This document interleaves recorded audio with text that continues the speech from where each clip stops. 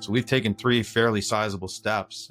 Me coming in was like an 18-month transition of trying to figure out how to be an entrepreneur, how to own a company. And you know it from, when you formed your band, when we formed our band, we were playing shows together. That's the same mentality. You're doing everything. You're thinking of everything. There's booking shows, there's writing songs, there's practicing, there's driving to events, there's logistics for hotels, where you staying, and we're playing in Chicago. Like there's things like that I had to learn on the business side. I'm not a math guy, man. Like, I mean, you and I have been friends for like 20 years, right? Like we've never talked about math. I'm not a math guy. So I had to learn business finance and all these things that I never studied. What happens when employees behave badly? Boy, we could do an entire TV show, maybe a Netflix special on that. Well, Ryan and I sat down and recorded episodes for FAMA, and we asked practitioners, give us your most outrageous story. The sales leader that brings cocaine to work, whatever. Just bring us the outrageous, and it is funny. So if you need a laugh, which we all do from time to time, search for Workplace Misconduct wherever you get your podcast, and you'll find it. And trust me, you will laugh and cry, but you'll definitely laugh. All right. Thank you.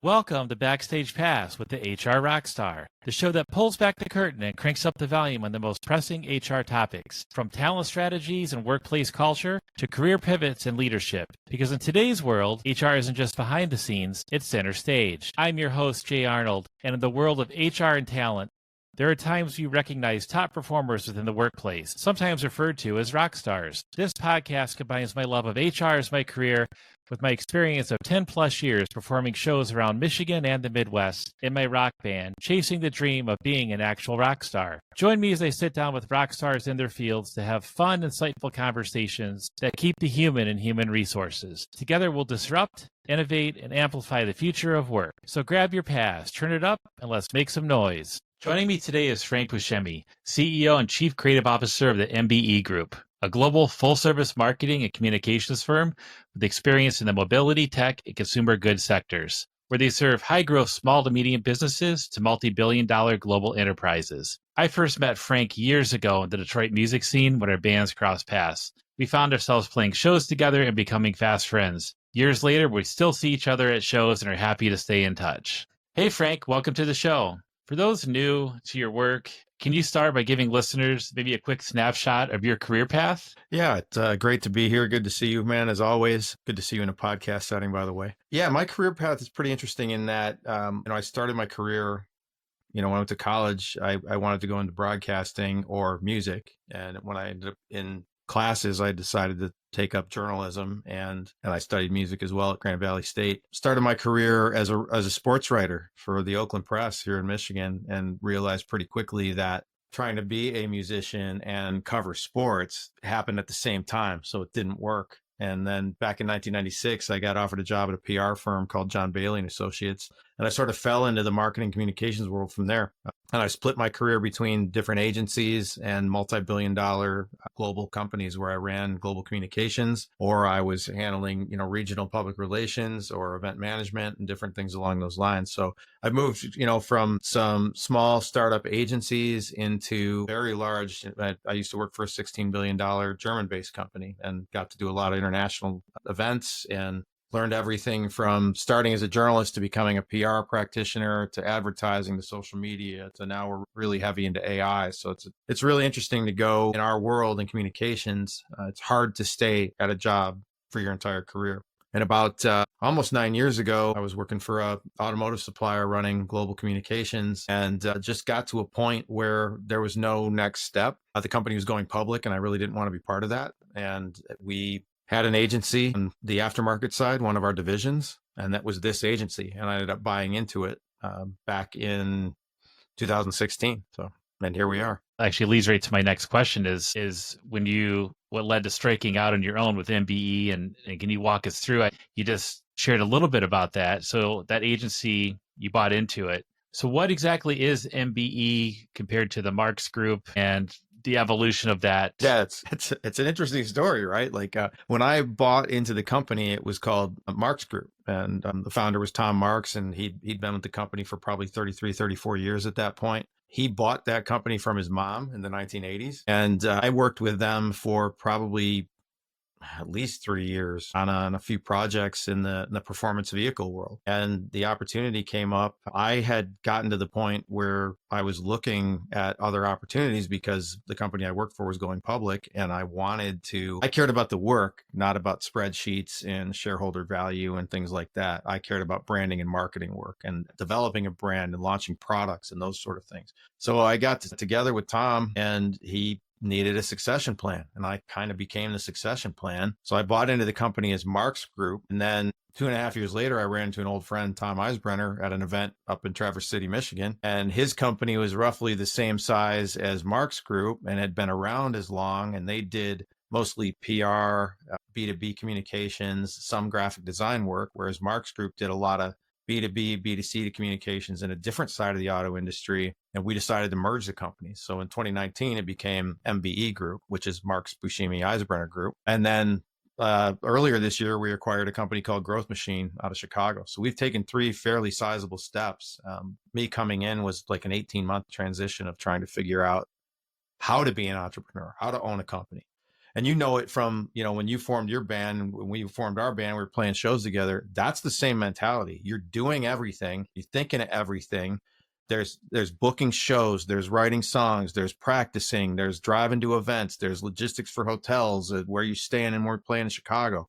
Like there's things like that I had to learn on the business side. I'm not a math guy, man. Like, I mean, you and I have been friends for like 20 years, right? Like we've never talked about math. I'm not a math guy. So I had to learn business finance and all these things that I'd never studied. I'd worked with global budgets and things and traveled all over the world, pricing out events and doing things like that. But doing day-to-day P&L work was totally new.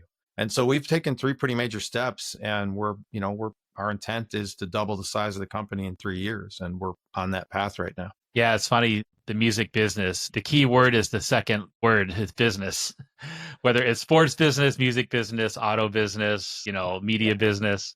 So learning all those things, it literally is transferable. I remember when we called it a day, we became landlords a short time afterwards during the Great Recession, the housing crisis of 08, 09. And I remember our accountant we used said, Jay, it's the same thing. Instead of writing off guitar strings and amps and hotels for your band, now you're writing off paint, drywall, and all those kinds of things. He's like, they're just going to take the same skill set and move it to another area. And I was like, that always stuck with me. Yeah, it's funny, and I thought about it, like, Tripper had an LLC, right? And I still have, like, if I pull up a shelf right next to me here, I've got old royalty checks that I never cashed. It were like for 6 and 40 cents and things like that are just funny to have around.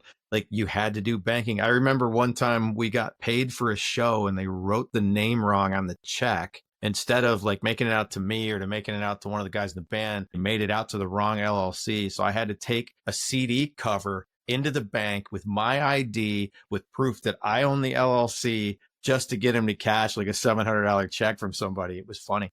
And you start that problem solving mentality you learn on the road. Like, we blew a trailer tire on the way to a shore in northern Michigan. Like problem solving becomes part of it. The business side of it, you don't think about, comes into it. Schedule management. I mean, it's crazy. Like just the things that were parallels that when I was much younger, I never thought of until now. And I look at some of the things that we do and the creativity part, right? We're a creative agency. We're a branding agency. So we've got to think of taglines and, I do some voiceovers for us. Like we're writing jingles in some cases. Like we just do things that tie back to those days that I find really weirdly satisfying, because when I was in college, anything that I took as a class in communications, I thought of as completely separate. And now in life, none of those things are separate. They blur much, much more than you would ever think. And I think about now, like if you and I were playing shows like we were back in 03, 04, 05 and things like that, man, when we were really rolling, and if we had social media, like the world would have been completely different for the things that we did.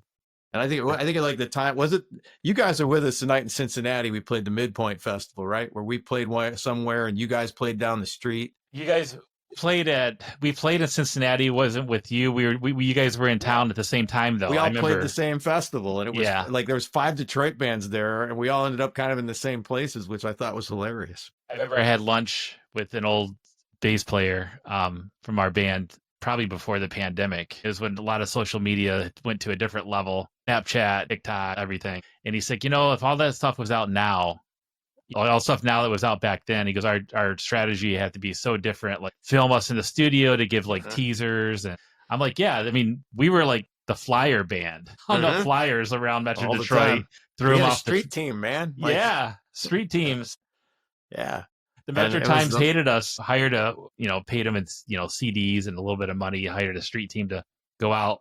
We didn't do our vetting properly, but they took stickers and put them all over the Metro Times newspaper stands. And we got a really nasty email saying, you guys are defacing our property. It's like, it wasn't us. We swear. It was some guy. It was some random guy. This isn't mine, I swear. Yeah. That's good times. But and looking at your current agency, the MBE Group, you really led the team through significant growth and some major rebrands. What's been the key to staying agile in such a fast evolving industry? It seems to be changing overnight. Yeah, I think being open to change is the number one thing. Being flexible, understanding that change happens with or without you, and you can fight it or you can embrace it. And if you embrace it, you can really do good things. And we've been very good at being strategic in what we want to do and who we want to be. So we're a specialist agency. There's either generalists or specialists, and generalists will do anything, and we're specialists. So we're in 3 verticals. We're fully global. That's what we do. But we do everything in those. So if you need logo designs, brand designs, website builds, event management, crisis communications, we do a lot of things like that in those verticals. We're very clear and strategic with that. On the flip side of that, we're exceptionally opportunistic. We are very interested in change. The agency that we bought, Growth Machine, back in January, prior to making that decision, we had vetted probably 60 other agencies because we knew we wanted 3 specific paths to this growth of doubling the size of the company. So we planned on it. And then we had vetted all these agencies, and then Growth Machine kind of came up out of nowhere. Was a whim that came up from a broker we were talking to, and it worked out. The team, fit what we were trying to do. The skills they had, the team they had fit with what we wanted to be. So it fit the strategy, but it was an opportunistic find. So we've been very open. My partner, Tom, and I are very clear with our team that we're open to change. We're flexible. We're opportunistic. We don't think there's one way of doing things. We don't like to say, well, this is how we've always done it. So we're very aggressive in being opportunistic. And I think change is, I tell the team often, and every so often I speak at universities, and I say time and change are 2 things that go with or without you. You can decide what you want them to be, right? That's really what it comes down to. And looking back, how did the local Detroit culture shape your identity as a communicator from working, within the auto industry? Everyone here is touched by the auto industry, whether they realize it or not, or, from the band days or just, any of the other companies you've been with. It's really interesting. I've worked all over the world. I've traveled all over the world, mostly through this job and even through doing shows back in the day. Detroit is invaluable. It's been absolutely invaluable. And I tell everybody when we work in different places, I was just in Miami at a global conference of our affiliate partners, and I try to explain that Detroit is a 2 degrees of separation town. I know you know one other person. And if I need to get to that person, I can hit you up, and without question, you're going to hit. And the same for you. If you hit me up with something, you're like, hey, man, do you know this guy?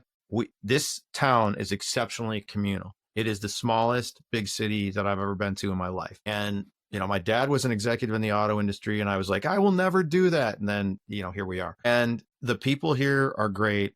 I mean, the weather's been terrible lately, and, we have too long of winters. But aside from that, the communal part of Detroit has been exceptional. And I look at even back in the day when we were doing shows, I remember so many shows that our band played where other bands would come in and they'd be like, there'd be this adversarial thinking, and they'd come here, and that was not the way it was. Like, we were cool. I don't even know how many times we played together over the years. And there was like 6 other bands like that we played with. There's people that you and I see on social media now that we did shows with there in that era. And I can go back to the early 90s of playing shows with people like the Voodoo Hippies, for example, and Steve Taylor, who became a lifelong friend.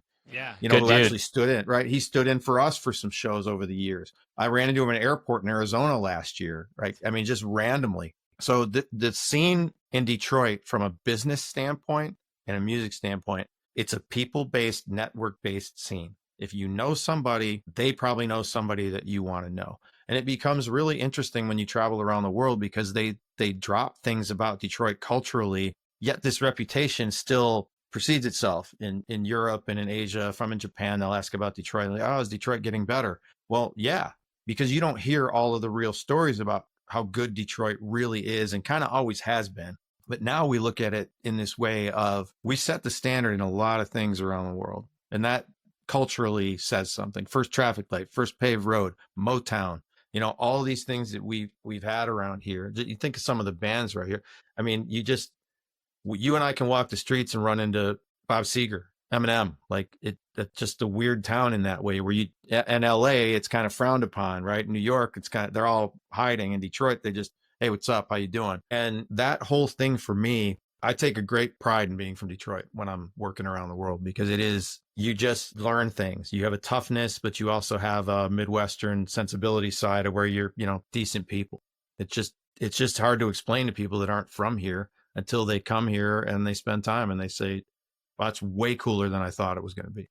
And to me, that's really, really cool. So it shapes a lot of who we are. And we take a lot of pride on the business side of being from here and being connected to a lot of things. Our business, being connected to the auto industry, being connected to the tech industry. We do a lot of work in government relations, right? I've worked directly with the governor. We worked with Senator Stabenow and Representative Dingell. We work with a lot of people, the mayor of Detroit.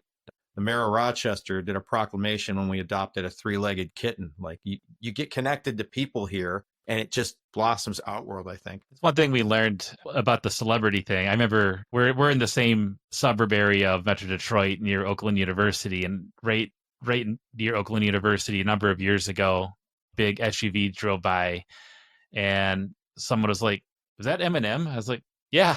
Yeah, exactly. It's not like unheard of to like see him around. Yeah. And of course there's, like you said, Bob Seger, Kid Rock. Yeah. Jack White is in Nashville too, right? Yeah. My wife did work with Jack White and a couple guys at Queens of the Stone Age. My wife's company previously made all the uniforms that Third Man Record wears down at the record pressing plant in Detroit.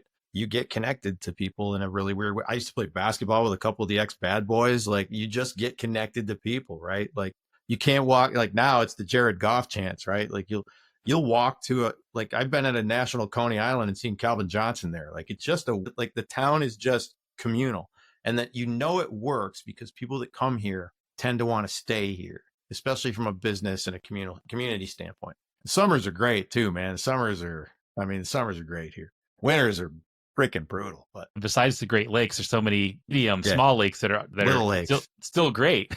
Exactly. Yeah, it's a lot of fun. It's funny because when we first met, I mean, we're talking like MySpace days. Oh my God, yeah. So for all you kiddos, that's what came before Facebook, but after Friendster. Yeah, we hit it off, and I remember hearing you guys' stuff online, and I was like, and we ran into each other at shows, and I was like, we should be doing shows together. We're very similar style, very complementary. Yeah. And prior to that, we were with kind of like a booking agency / PR agency, and it was a hodgepodge. And they kind of took any style of band, and we're playing. And we met a lot of great people to this day. But we were playing with like a metal band one night, and I love metal, but I mean, our band was, I mean, you've heard our band a million times. We're Jimmy Eat World, Goo Goo Dolls, Matchbox 20. Yeah. And we're 90s alt rock, brother. And it sounded like we were playing a show with Slayer. I mean, there wasn't a lot of crossover, a lot of mutual respect. You can have a beer together and have some laughs, but it's like, what are we doing here? There's a reason why certain bands pair together when they do shows, or, it's a crossover. Is again, you find that target audience, back to the marketing, targeted marketing. But when we did a lot of those shows around Metro Detroit, the person who ran at the time really didn't know what he was doing. His heart was in the right place. But we also walked into a lot of animosity, like you said, and we're like, wait, these guys don't even, like, they don't even want to do a show with us. They're not cool. And it's like, then we started realizing you guys, obviously Frankie D'Angelo's band, the Gelheads out of Chicago, so many bands, and that the guys in Colic, we played shows with, and we're like, wait, we've like hit it off as friends even before we played a show. We could do so much more together, like borrow someone's gear, helping each other out. And of course, one of the most infamous shows that we all played together was the Battle for Bon Jovi. Oh my God. At Memphis Smoke in Royal Oak, Michigan. Yeah, that was a lesson learned, man. I clearly remember, 96.3 put it on. Yeah. And there were 10 bands for 2 slots. So you're each playing at, 2 nights at the Palace. And what was funny is that, a lot of great people at 96.3, but they didn't do a lot of local shows like WRAF or 89X. So when we walked in, they did a snippet like a week ahead of time, a few seconds of each band playing. And I remember we definitely have our work cut out for us. There's some good bands we're going to be up against. I hear you guys. I hear us. And I walk in, I'm like, out of 10 bands, we're friends with like 4 or 5 of them. Yeah. I remember we play. We didn't win. You guys didn't win. But I remember walking in with your guitar player, Steve, from the parking lot. And I said, we all want this, but if we're going to lose, I want to lose to you guys or another band that we're friends with. Yeah. Because at the end of the day, we all want to be on stage opening for Bon Jovi in front of 16,000 people at the Palace, Auburn Hills. Exactly. So I remember the Monday after the Battle of the Bands, it was a Friday, they were talking about on 96.3, and one of the DJs said, it was so nice to see all the bands like talking and like giving each other tips on gear. And I was like, this is what we do. We've been doing this for years. Yeah. Yeah.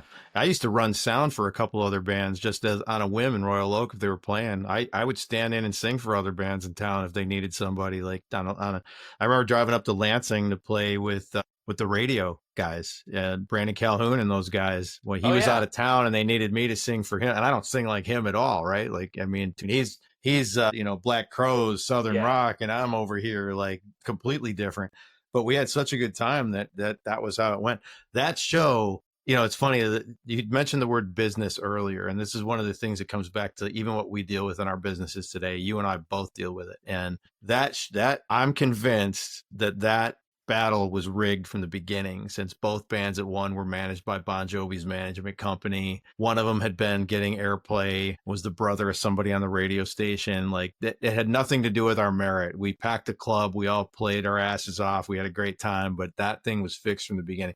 That the music business makes the mafia look like German engineers. And we were Tripper was signed to a label for a while. And I did meetings in LA with these guys, and there were some things that I learned pretty quickly that were like, no, I don't think we want to be a part of this. So we did a couple records on that label, and we got some, airplay out of it, and we got on some soundtracks and things like that. I remember this one compilation that we were getting airplay in Australia, and I was like, yeah, let's go play there. Let's do this. And that didn't happen. We nearly had a national ad campaign with Dodge come out of that.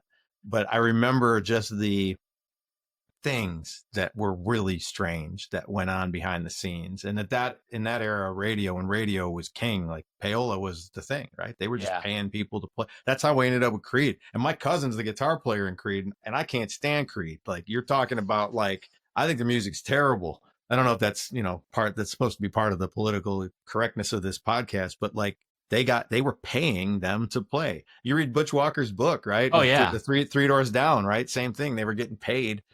He got paid to have them on a bill or something. He was like, these guys are terrible. So you learn, and it's the same thing in business, man. I see it today. There are people that we work with, that we engage with, that you just can't trust them. They're just not good people. And I think one of the things you sent me before we talked about this was, if there's anything that I, learned, or there's one lesson that I've learned from all of this, it's not to get away from bad people as quickly as possible.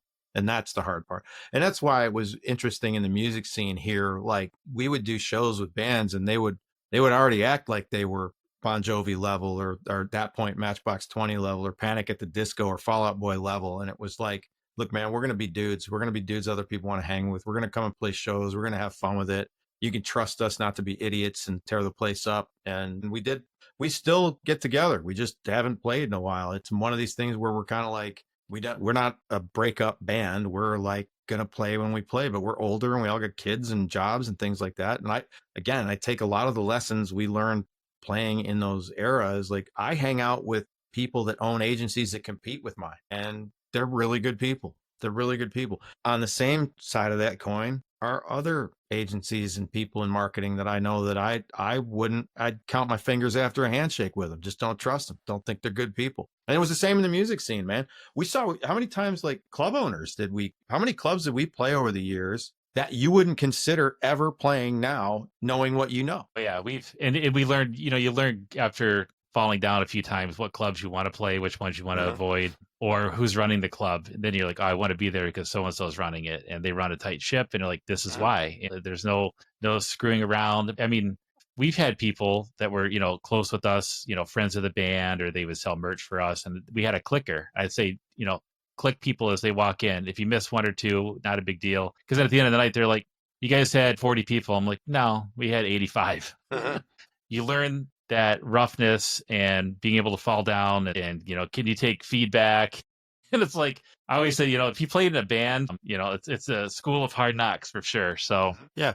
I mean, and like the good stuff is really hard to, I'll get together with the guys and we'll sit around, whatever, having a drink, a cigar at Steve's pool in his backyard or something. And just like, we talk about, what's your favorite this, what's your favorite that moment. And those are always those you have for a long time.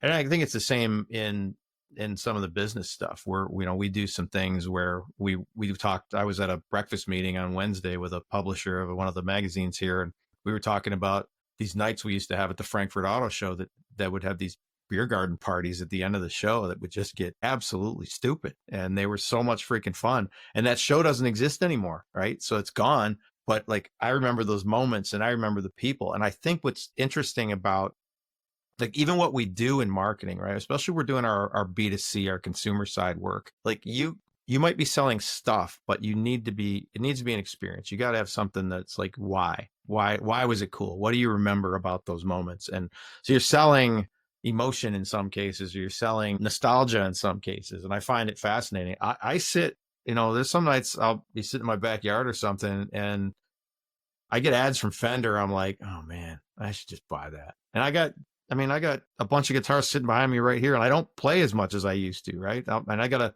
baby grand piano upstairs that I use sometimes, like when we play family games and I win, I'll just go play We Are the Champions to taunt my wife and kid. Like, and that's a lot of where music comes from now, like just from fun stuff. And there's no pressure on it to play the way we played, right? And in business, and what we do now, the pressures are different, the stresses are different, but I can remember them feeling the same.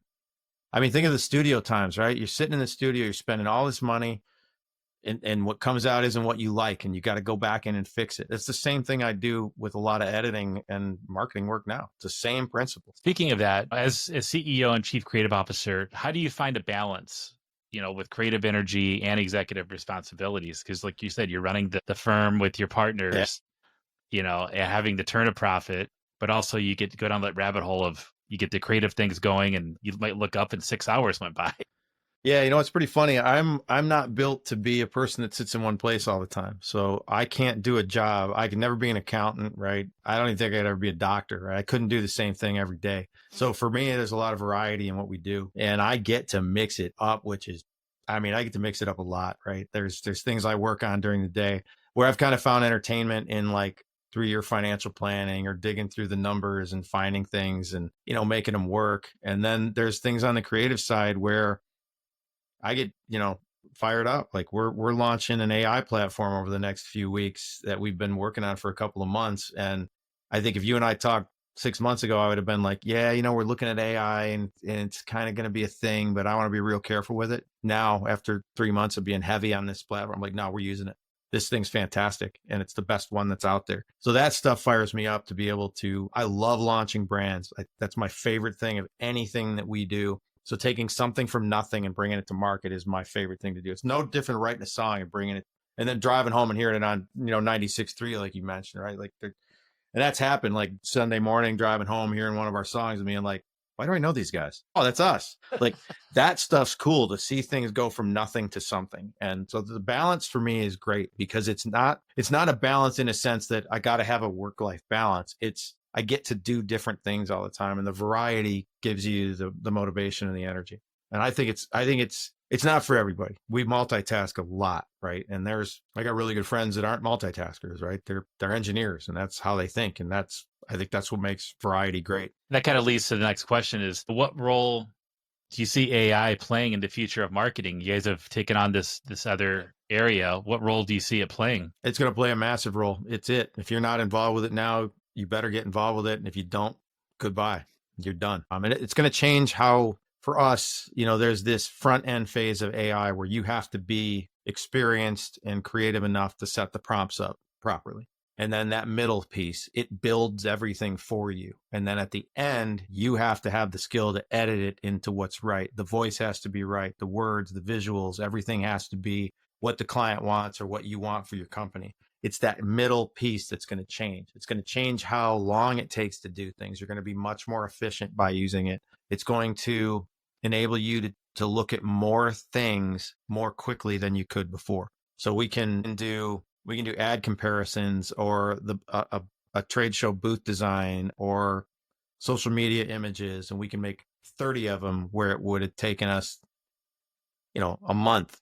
And now it's going to take 15 minutes, 20 minutes. You still got to edit. You still got to put the prompts in on the front end properly, but it's going to really help a lot. And it's really going to change how we do things. There's a lot of people thinking it's going to cost jobs. I think it really is going to just change the jobs. What you do and how you do it's going to be different. Like for us as an agency, we bill a lot based on time, how long it takes to do something. I think that's gone. I think we're getting into an era where you're going to be providing estimates to people based on how much output you're providing them and what that output is. And are there any trends like for marketers?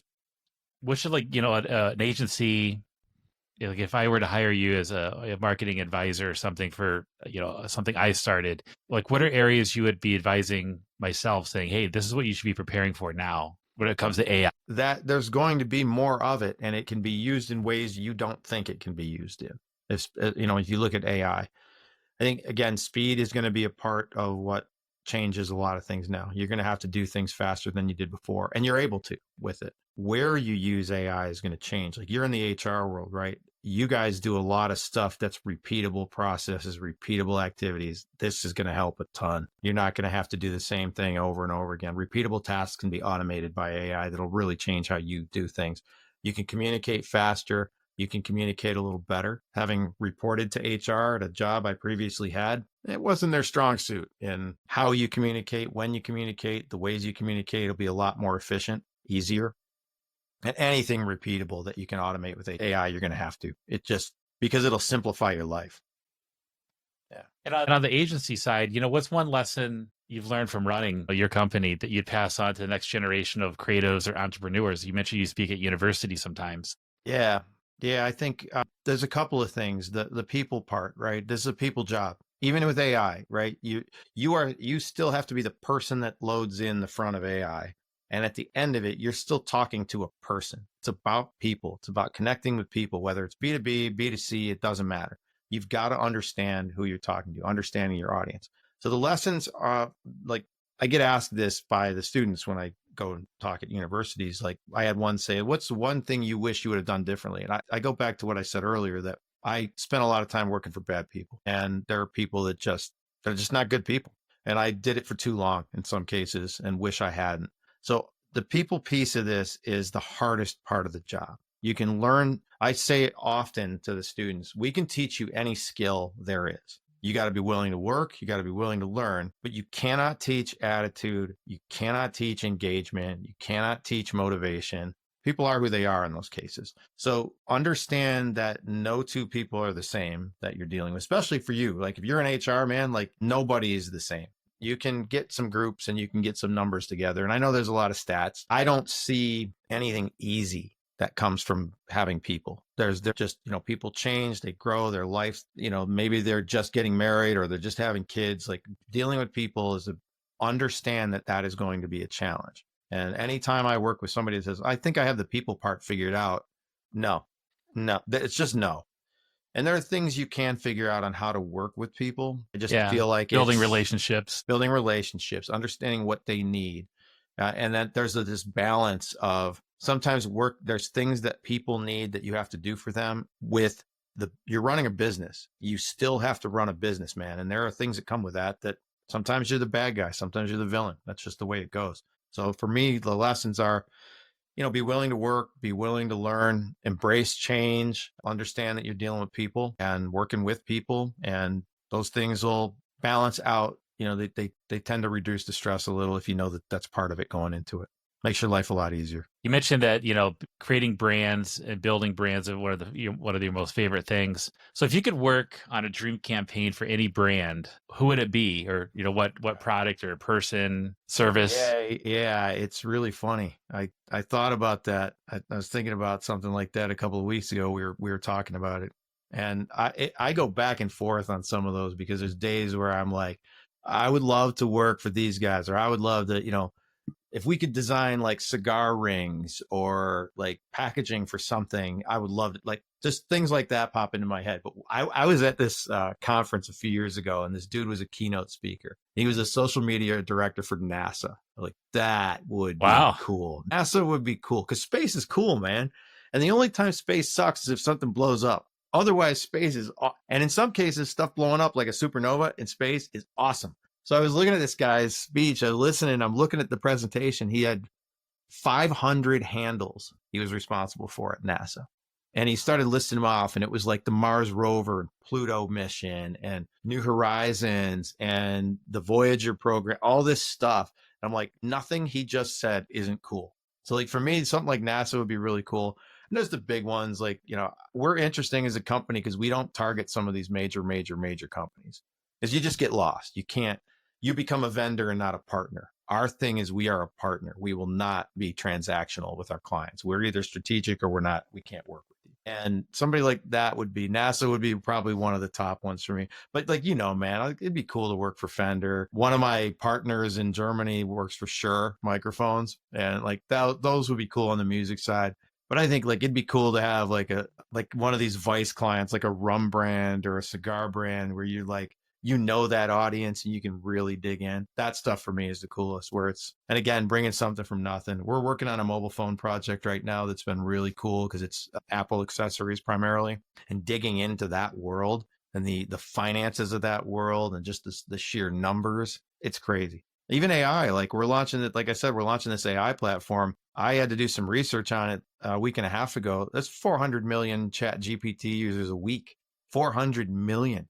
And these guys are starting out and they're like, man, if we can get to 1 million users, I'm like, that could happen in 3 days if we market this thing properly because of the way it uses. So that brand stuff for me, love that, man. Love it. That's a really good question because I think if I run into you at a Marvelous 3 concert in New York this fall, I might say something totally different, right? I got another partner in LA. She's responsible for tourism Tahiti. She does PR for the whole country of Tahiti to get tourists to come to Tahiti from America and Mexico. Yeah. Speaking of branding, you said, some of those different brands, again, a mutual connection. I'm not sure if you know who he is. I know you've seen him on social media, but Greg Sobel, he's a drummer. I worked with his dad for a number of years when I worked in higher education. He was a faculty member. Greg and I talked for years. He's a drummer. He's played in bands in LA, Detroit. Well, he just launched a tequila brand. He's going to be on the podcast as well. We're trying to figure out a way to, we're going to meet together so we can do a tasting on camera. You're going to need samples on that one. That might be an in-person one, man. Yeah, we're still figuring that out.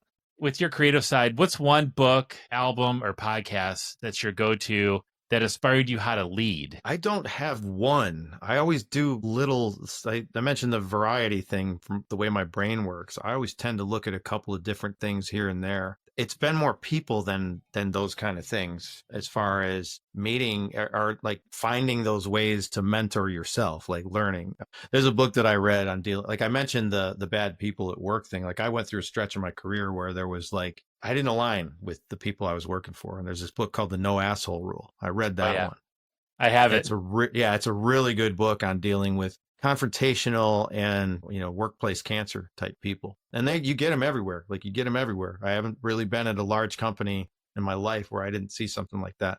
That helped just for understanding like what I found in those situations. And I will be more positive. I promise you that they try to make it about you. You're the problem. And you realize that you're not, and you've got to balance that out. But I had the advantage of my career of it's been people, man. I got really good mentors and really good people I had a couple of bosses over the years that have become lifelong friends. I actually went down to Florida a couple of weeks ago for a conference and spent time with them. And one of the guys anyway ended up in his wedding, like the people have always been more than the stuff. And for me, like music's always been kind of I've never used music to be something that's a career thing for me. It's really strange. Like for me, music is almost like a distraction these days. And like my kid is 17 now and we go to concerts together and he likes different music than I like. And then we like a lot of the same stuff. And so we got in the car last night and he played Japanese punk for me like that, he's into anime and Pokemon and all this crazy stuff and teaching himself Japanese. So I get a lot of Japanese music we would never hear. That to me is where people bring you into things that reinforce your value, reinforce that you're in the right place and that make you better and they care about your success. And I've tried to, that's why I speak at colleges, man, because I feel like that didn't happen when I was in college. And I want people to get the reality check of one, what they're going into, and two, what it takes to get a job, what it takes to work in our fields, man. Like I think you should give back. So, and I'm a global mentor as part of our network of agencies now to mid-level people that do what I do now. Whether the people might think they're crazy or not, that you want to own an agency or you're out of your mind. Like, no, there are really good things, but what it takes is that people piece, is understanding finances, understanding who you are and what you want to be. So when you ask that question for me is really hard. I can't pinpoint one thing where I go, this book changed my life or this podcast changed my life. I'm always around music, man. Like I don't listen to anything but music on the way to work or sports radio, especially during football season. But it's weird. That's a weird thing, man, because I should watch more TED Talks and I should do more stuff like that. But I find my motivation in like going to our global conferences and seeing 30 of my partners and hearing what's going on in Poland or what's going on in Argentina. It's strange. Maybe it's weird. I don't know. Maybe your other guests are like, yeah, man, I read this book and it's awesome. I just don't have one. It's strange.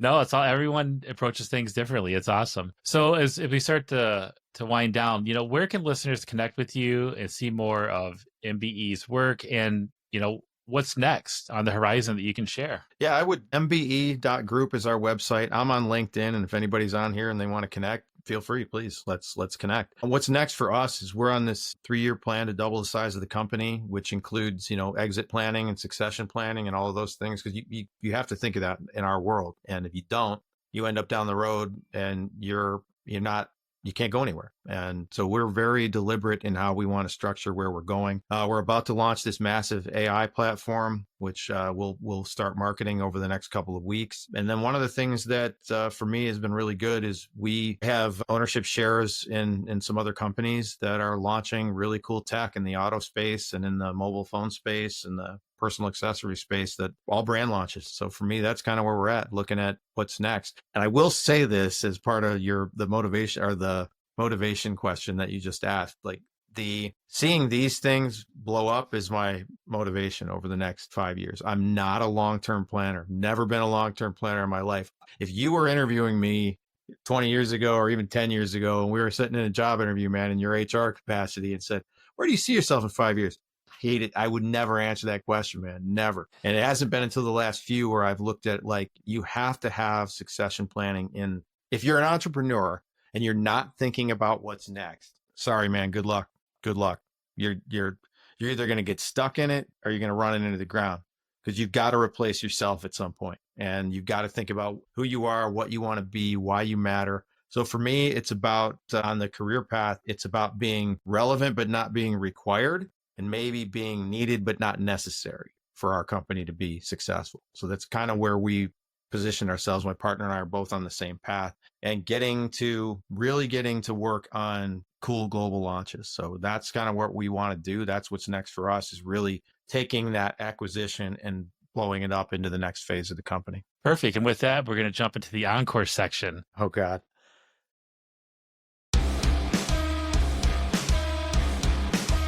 If you were to share your Spotify playlist, what are some artists we would find? And I probably know many of them.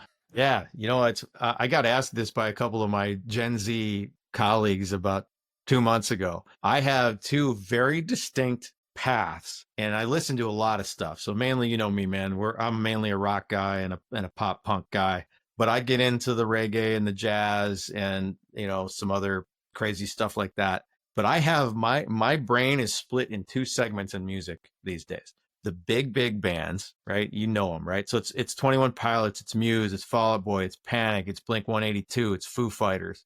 And then I have this like indie level, mid-level bunch of groups that I absolutely love. So you talk like Water Parks, The Mains, and Atlantic, Beauty School Dropout, obviously Marvelous 3, things like that. All of these bands, Hot Milk is a great band out of the UK, like angsty male, female fronted bands. Mariana's Trench is a killer band from Canada that my son and I just went and saw. And that's how I work, man. I got these big bands that I listen to, All Time Low, right? In that group.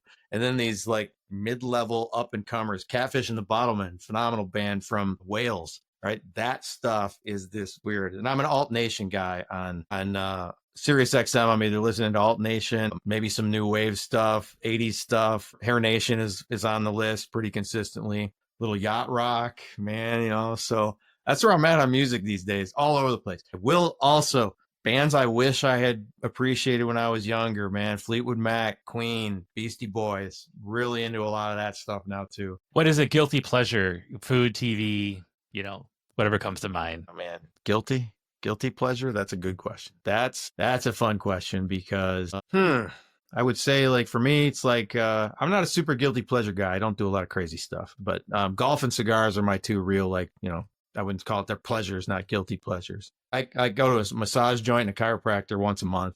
That for sure. Because we're old, man. We're getting old. Like, stuff starts not working, man. So I was the chiropractor this morning, like just getting the tune up. But those are mine. Yeah.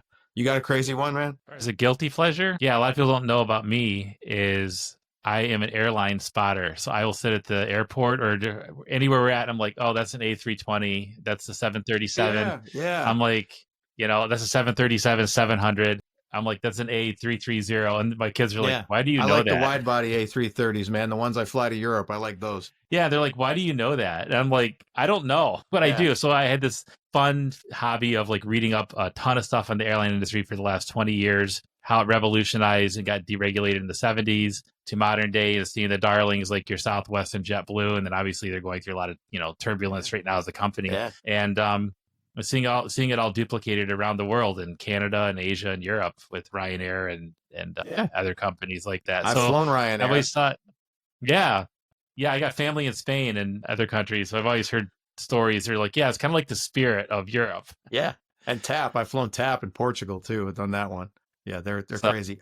So now when I'm doing my cigar vices on my patio, sometimes I will see the contrails and I will go on FlightAware and find out. I try to guess where the flight is going. That's what I do. I look it up. I do it all the time, man, because they fly right over our house, right? That East Coast and the Europe route is right over the tops of our houses. Yeah, between really 4 and 10 p.m. and they're all heading east, right? We're right in the flight path. We're going to Europe. I'm like, okay, it's either Air France, Delta, or at night, like around midnight, they're flying from Chicago. Yes. Right over our house going to Europe. Yeah. I'm like, oh, that's TAP or that's Swiss, whatever it is, going right to Europe. So it's kind of funny where things are. That is funny, man. That's cool, though. That's cool. What's a fun or unique fact many people may not know about you? I have a weird entertainment family history. I mentioned I mentioned to you before we got on the call that so one of my cousins is a guitar player in Creed.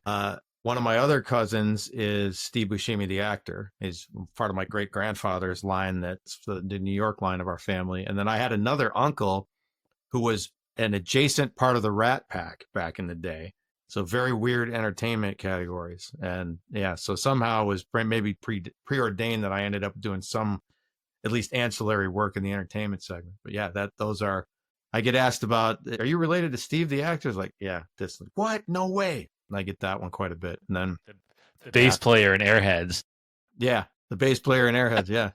And then, the Creed one was always funny because my mom's maiden name is Tremonti, and that's how and I think I've met him once in my life because they didn't live here when I was younger. They were here younger when I was in my teens, and then they moved to Florida, I guess, that side of the family. But yeah, those are kind of funny. And my uncle that acted with Sinatra and Dean Martin and Sammy Davis Jr., I only met him once in my life. We were flying to Hawaii and we had a layover in LA and he met us. That's the only time I ever met the guy.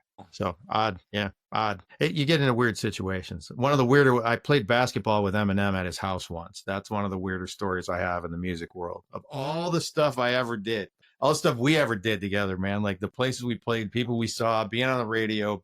Got interviewed by Rolling Stone once for when I worked for Kmart Corporate back in the day. I got interviewed about age restrictions on CDs and video games when one of Eminem's records came out. And then years later, I played basketball with him at his house when he was rehabbing his knee. And yeah, it just a weird connections, man. Just weird connections all these years. This is that whole thing I said about Detroit being like 2 degrees of separation, you know? So here's a bonus question that you didn't know was coming is, Oh, God. Who was the cheesier in the 80s, Kiss or Bon Jovi? Kiss, man. This is probably going to be unpopular. I think Kiss is one of the worst bands in history. I get a lot of heat for that. Making sure Frankie and Timmy hear that from the Gelheads. Frankie and I talked about it very briefly once. I didn't want to end our friendship, so I didn't say anything. But I just I think it's funny. I listen to some of those bands that you and I probably grew up on that I liked when I was younger. I think like Rat. I liked Rat when I was a kid, and I hear them now. I'm like, what? How? Dokken. I think it's horrific as a band. Horrific. And I'm thinking of George Lynch, like going, dude, you did Lynch Mob. That's all you had to do. And no, absolutely. Yeah. I get, yeah. So I think Bon Jovi knew what they were doing. And they clearly did it pretty damn well. And everybody wanted to be them at that point. I never wanted to wear freaking 6-inch, boots and makeup when I played music ever. And I know you guys are fans, so I apologize for my. Oh no, I'm more of a Bon Jovi fan any day than Kiss. Yeah, okay, figured that. When Frankie and I drove to Chicago a couple of years ago to see the Marvelous 3 show at the House of Blues where we ran into you, we had a debate in the car, and I said, I'm going to make a playlist on Spotify we'll listen to. God. Who was the cheesiest, of the 80s? Unmasked, Kiss, Bon Jovi, whether it was Image or songs. And then I made even a D list, and I was like, here you go. Let's listen to Heaven's Edge and Britney Fox and Sweet F.A. And he goes, you weren't kidding. I was like, yeah. I'm like, D or E list bands. Oh, yeah. Like Shotgun Messiah had to be in there, right? Oh, like, yeah. You're getting deep. You're getting deep with those. Steelheart. I heard those guys the other day. Bullet Boys. Yeah. That's the funny thing. It's like, even being in such a big sports town, I'm not a football guy. Yeah. Besides Jared Goff, I can't name one player on the Lions. Back in the day, Barry Sanders days I could. Yeah. But if you want to talk about the third album from Rat and who played bass and who produced it, I'm your guy. See, and that's what makes this thing like my family's had Lions season tickets since 1971. Right. So I've been going to Lions games since I was 5 years old. I was not 5 in 1971, by the way, for your listening audience here. But yeah, so I had this, I was always been a sports idiot, and that's how I ended up as a sports writer. That's what the college piece was. I was going to go to broadcasting school and be a play-by-play guy. And I didn't. And glad I didn't, because you couldn't do what we did in all those years of playing shows. And I did, I've done 7 records in that time. And I covered high school football. When does high school football happen? Thursday, Friday nights. So I would go and cover a game. I'd have to go to the Oakland Press, write the story, and then I'd have to take scores and updates from other games till 2 a.m. That was every Friday in the fall. You can't date, and you certainly can't play rock shows if you cover in high school football. So you get that. That's where you're you're questioning about the career path thing is always fascinating, because I've got Ken Thomas, drummer and tripper, had one job, really went to Chrysler, and he took a buyout from Stellantis last year. He was there 29 years. I can't do that. My brain would turn to mush. And that's what he wanted. He's like, I'm going to be an engineer, man. That's what I'm going to do. And and some people, that's what they want. I got a couple other buddies, 20, 30 years at the same job. This whole thing is different, but music was his outlet. Playing hockey was his outlet, was Ken's, right? That's what we did. So we would do our day jobs. And in some cases, I'm sure you did it too, when you guys were playing all those shows over the years. I'd go to work. Sometimes we get a show in Lansing. I'd go drive to Lansing, play the show, and be at work the next morning. Oh, yeah. Yeah, we did that several times, driving home from Saginaw or something at 2 a.m. And we didn't drink alcohol or anything. It's because you're drinking a Monster Energy drink going down I-75. Yeah. Getting 3 hours sleep. And you're like, man, you're looking back, you're like, how did we even do that? Okay, so here's a question for you then. This is the bonus question you didn't know was coming. Is this came up in a conversation I had on Wednesday when I was driving out to an event. Craziest towns you ever played in? Obviously, we did most of our shows here in Metro Detroit. One weird town that we played, and I love the city for a number of other reasons, is Traverse City. Drove up, and the story is funny to the guys that used to be in my band. We're still friends. I haven't talked to them, a couple of them in a while, but they'll remember this hands down. And we're playing, and it was the Union Station, whatever the big bar Union is. Street Station. Union Street Station. We're playing there. And the stage is somewhat high up. Yeah, it's not just like a foot off the ground. It's a couple feet off the ground. It's a big stage. Yeah. we're playing. There's some chairs stacked in the corner, and out of nowhere, this guy, he's kind of jumping around, dancing by himself. There's always that one guy just having a party of one in front of the stage. And he decides to run and jump and to stage dive into the pile of chairs. And we're playing, we're looking at it happen. Some of the guys are trying not to laugh as they're singing. And he stands up and he just flicks his hair back and walks out. And we're like, what has happened? So we played there and we saw that dude and he did the same kind of crazy stuff. So Yeah, it's funny you say that because I think Traverse City was the weirdest city we ever played in, ever. And I love the place. Yeah. And that club was so great to go to in the summer or the fall, hit the wineries, family stuff, go away as a couple for the weekend, just go sightseeing. But it's like, it just didn't connect musically. Oh, and we had, I mean, you probably did too, because that Union Street's really was the only place to see decent bands. And that place was packed a few times we played there and we saw some craziness. I mean, yeah, just absolute craziness from them, not us, them. Like we were staying at like the Park Place or the Holiday Inn right on the water there. Like those nights were easy, but we saw some things, man. I would go Traverse City, Kalamazoo. We played with we played with a band that was like trying to be like Guar in Kalamazoo one night. Yeah. And this was like in 02 or 03. We had just released yesterday, Friday, and today we were playing everywhere. And we were coming in heavy. We had just done the shows with the Gin Blossoms and like, it was wild. I mean, and we're playing like small joints. I can't remember the name of the place now. Small place, rooftop place. Harvey's on the Mall. And like, oh my God, no idea. Weird. And then like years later, we went back there. We did the State Theater with Eddie Money. And it was one of the best shows ever on a Sunday night. I was like, this is going to be terrible. There's nobody going to be here. This is going to be insane. And it was phenomenal. And then Mount Pleasant I always give Mount Pleasant the third, just because we would play Rubbles and Steve went to college there, right? Like, so they would shut the doors at 2 and go, you guys can just keep playing. And we'd be looking at each other like, why? This place is still packed, play. So those are crazy. But it's funny you said Traverse City, man, because that was by far the weirdest city we ever played shows in, ever. Yeah, we played around the Midwest, but that one what came to mind. The other one was we tried to cross into Sarnia, Ontario, and we got in, and our bass player became friends with the guys in this band, and they were almost the sound-wise of the Counting Crows. We didn't realize how big they were in Canada. Like they were a pretty big band, and they met him at the Hamlin Pub in Rochester Hills. And he goes, guys, I got a show. We're playing in Canada. And they emailed us going, have all your serial numbers, all your gear, use our amps, use our drum set, just bring a snare drum. And we're like, okay. So the 4 of us are in my SUV. We cross over. Our singer is an hour behind us with his girlfriend, has his guitar in the trunk. And we go through customs and they're like, yeah, we've heard the radio ads all week. We've been expecting you guys. I was like, oh. So the local rock station in Canada and Port Huron, we're advertising the show. They're like, they look at our paperwork for serial numbers. Like, you guys are all set. Immigration wants to have a chat with you, though. We're like, okay. And they wouldn't let us in because we didn't have work permits. Oh my, because you're getting paid. And then they're like, no, we're playing pro bono. The band just said, say you're playing pro bono. And I was like, they're like, they have a book of regulations they're opening. And then my guitar player, Chad, and I were reading each other, and the lady's going, well, is this a club or a bar? We're like, well, it's a club. And then she goes, are people going to dance? Well, if someone decides to stand up and dance, but I can't stop them. And she goes, well, it says here, I'm like, so after an hour back and forth, and the other guys in the car are calling the band at the venue saying, we're stuck at the border. We don't know if we're going to make it. We finally wore her down, and she's like, fine, just go. We called our singer and said, don't say you're playing a show, say you're going to the casino. And they let him right in. Oh my God. Yeah. And that was a really cool venue. It was like St. Andrews Hall with the balcony, but it went all the way around behind the stage. So it was really that's cool. Actually cool. Like a it was thing. It was one of the coolest venues we ever played. Yeah, it was pretty cool. I took my son and I went to Canada back in Thanksgiving weekend, Black Friday. We went to see Mariana's Trench at Caesars Windsor.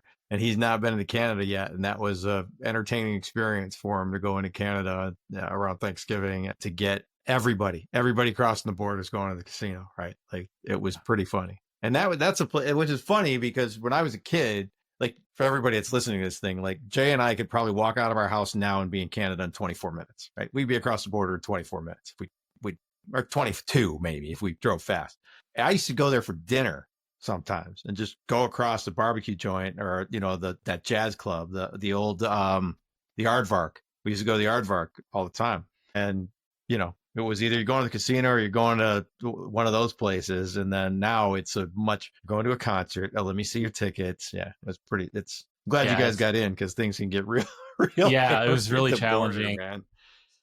I mean, we went and saw Warrant in Windsor, Canada on the Belly to Belly tour, which was like 3 albums after Cherry Pie. It was not, it was kind of the lean years, and it was not, it was in the dip of the bell curve.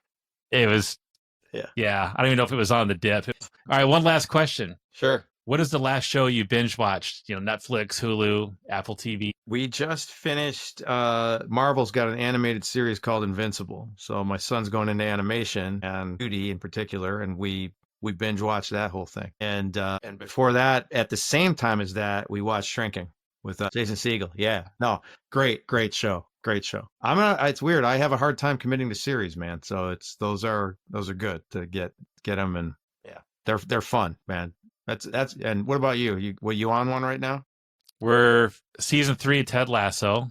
Which we were late to the game on that. Yeah, I think it's the best show created in the last 20 years. And we totally are on board. I want to get a believe sign from my home office, and then when we dove into was the studio with Seth Rogen. I thought, I'd give it a shot. He's on that one right now. I haven't seen it yet.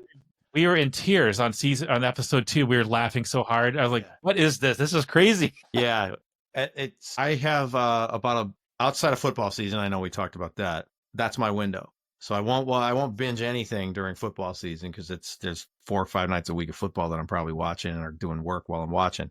As soon as like the Super Bowl's over, we go on benders of catching up on a whole bunch of shows. So we're on What We Do in the Shadows right now, Daredevil, and my wife's on Studio, and I think she's on one other one. We're gonna catch the Owen Wilson one where he's the failed golfer trying to make a comeback. Yeah. I forgot what it's called, but we're gonna get on that one now. I was warned yesterday that I either get on that one or she watches it without me, so I gotta get on that one too. Yeah, it's Mark Maron's in that. Yeah. And having a 17-year-old right now, you got, there's 3 choices of who wants to watch what at this point. Same. Our daughter's home from Michigan State for the summer, and our son is just finishing his first year in high school. So between the 3 or 4 of us, some shows he's not into, we have a running debate what it is going to be, a couple nights a week, try to have some time together. And yeah, that's great, man. That's great. Well, Frank, this has been great. If you found value in this episode, please like and subscribe and keep rocking HR excellence.